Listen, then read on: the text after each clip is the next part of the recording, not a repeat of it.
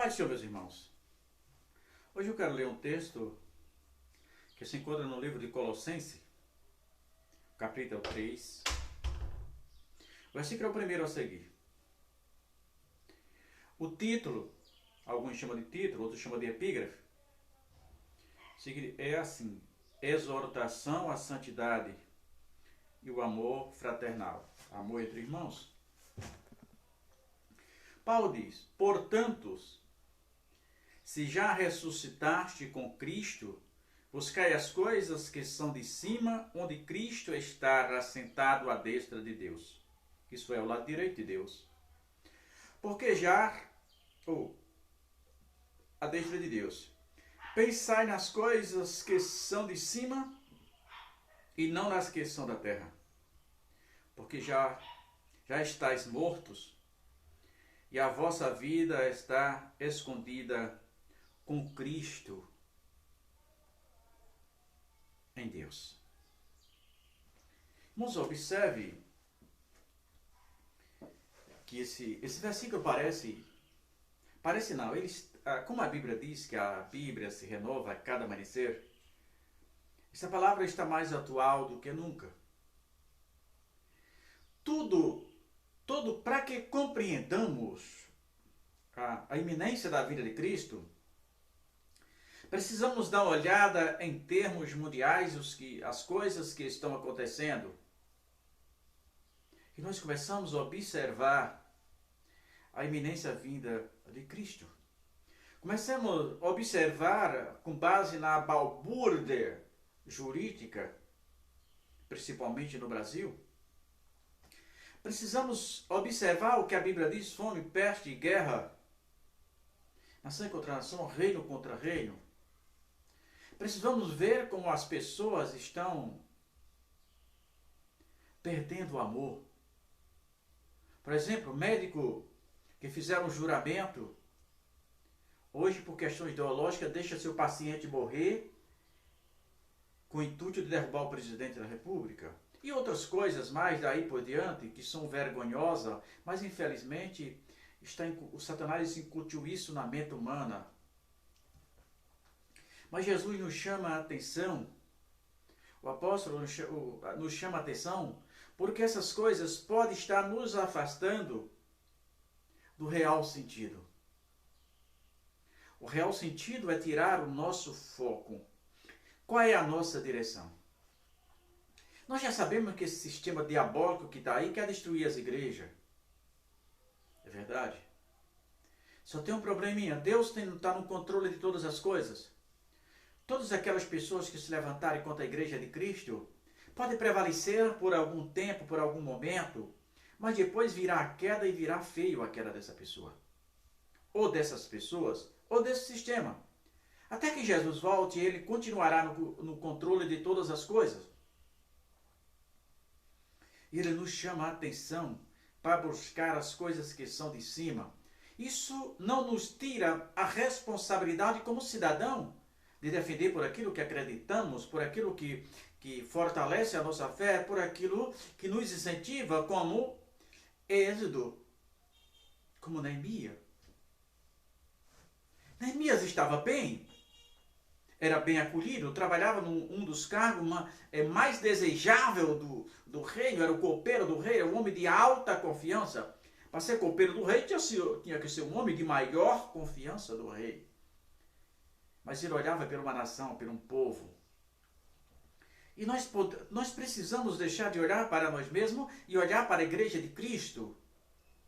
Que todas as nossas ideias que sejam convergentes para o Evangelho da Paz. Ainda há esperança para essa nação. Ainda há esperança para o nosso povo. A nossa esperança está no Congresso Nacional, nas instituições públicas? Não, a nossa esperança é Cristo Jesus. As instituições públicas estão necrosadas, todas elas, em todos os poderes, estão todos necrosados. O diabo conseguiu colocar seus representantes em várias delas. Mas a nossa esperança é Cristo Jesus. A nossa esperança é que Quando as pessoas pensam que estão no domínio de todas as coisas, quando elas pensam que estão, é ela ou o poder, Jesus chama. Onde é que estão os grandes homens que zombavam de Deus, que Deus não existe? Se Deus existisse, aonde estão eles agora? Onde estão aqueles atores? Onde está aquele carnaval? Cadê o carnaval dele esse ano? Que no outro ano, no ano passado? Cadê o carnaval da escola de samba que saiu zombando de Jesus, arrastando alguém, representando Jesus e Satanás batendo nele? Cadê a escola de samba? Por que não está na rua? Cadê aquele ator diabólico que chamou Jesus de gay? E foi aplaudido? E foi homologado pelo STF como manifestação do pensamento? Cadê essas pessoas? Por que não vão para a praça hoje? Por que não arrasta suas multidões? Você sabia que Jesus também tem um limite? Assim engana as pessoas que acham que Deus só é amor. Devemos nos preocupar com essa palavra. Deus não só é amor. A Bíblia diz que Ele é justo e vai dar a cada um segundo que a pessoa tiver feito por meio do corpo, seja bom ou mal. Ninguém fugirá. O cara pode fugir da sentença dos homens. O STF pode anular quantos processos for necessário. Mas diante de Deus, irmão, a justiça de Deus, ela não tem necrose. Ela é justa. A balança que representa a justiça de Deus não é aquele símbolo, um lá em cima, outro lá embaixo. Não. A Bíblia diz que ela é justa. E haverá um momento na vida em que Deus vai falar o que falou para Samuel, um dos maiores profetas de Israel, cuja é o único profeta da história de Israel, na época do Reino Unido, que ungiu dois reis. É o único profeta da história de Israel, do Reino Unido, que ungiu dois reis. Ele ungiu Saul e ungiu Davi. O único. Mas ele nutriu um amor por Saul acima daquilo que Deus queria. O amor dele por Saul era muito grande. Saul já havia se distanciado. E Deus disse assim para Samuel, vendo que Samuel queria proteger aquele que ele não protegia mais. Vendo que Samuel queria acolher aquele que ele já havia rejeitado. E Deus disse a Samuel, até quando? Até quando? Terás dó de Saul, tendo eu rejeitado. Temos que tomar cuidado. É por isso que devemos olhar para Jesus. A Bíblia diz que nós não somos mais dessa pátria. Nós almejamos uma outra pátria. Devemos santificar. Isso vale para mim também. Devemos santificar a minha vida. O que é que eu estou vendo? O que é que eu posso ver? Devemos tomar cuidado, irmão. Jesus vai voltar. E não depende de ninguém, nem de crença de ninguém. A minha crença e a tua crença não interferem em nada na vida de Cristo Jesus. Observe que na época do dilúvio, Noé passa aproximadamente 50 anos pregando a palavra de Deus e ninguém creu. A não crença de Noé não inviabilizou o projeto de Deus. O projeto de Deus ele não será inviabilizado pela minha crença ou não crença. Ele vai se cumprir. Independente da minha e da sua. Jesus vai voltar novamente. Ainda existe esperança. Não importa o que a pessoa tenha feito, o que a pessoa esteja fazendo. Será colocar Jesus em primeiro lugar. Será colocar Jesus na sua frente. Jesus irá exaltá-lo quando todos queriam derrubá-lo. Pense nisso. Jesus vai voltar novamente. Ele diz para nos despreocuparmos, nos despojarmos dessas coisas que nos prendem e olhar para Ele, autor e consumador da nossa fé. Mas não tirando a nossa responsabilidade como cidadão. Por que isso?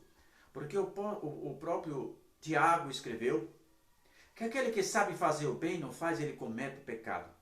A nossa omissão também é pecado diante de Deus. Assim como é crime diante dos homens, em alguns casos, diante de Deus ela é pecado. Muitas pessoas não vão entrar no céu.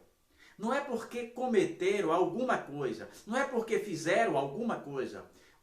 Não vão entrar no céu porque tinham uma possibilidade, tinham nas suas mãos a possibilidade de fazer alguma coisa, de impedir alguma coisa, mas não o fizeram por questões de interesses pessoais, por questões triviais, coisas banais, passageiras, e preferiram ser aplaudido do que talvez ser chamado de antiquado, talvez ser chamado de retógrafo, talvez ser chamado talvez de crente ou de uma pessoa da mente pequena, por não concordar com determinadas coisas.